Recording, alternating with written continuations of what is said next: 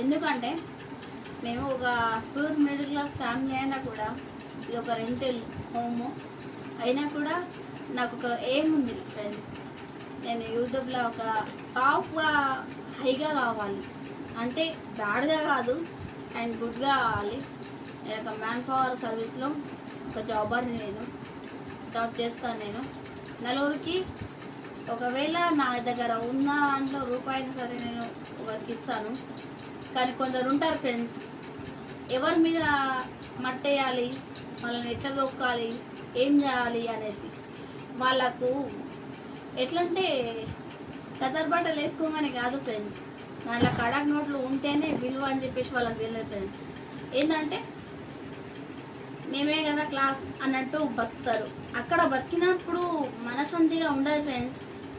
ఊరి గుడ్స్ అయినా సరే మనసు గొప్పగా ఉండాలి ఫ్రెండ్స్. ఒకటే తెలిసింది నాకు, అంతే.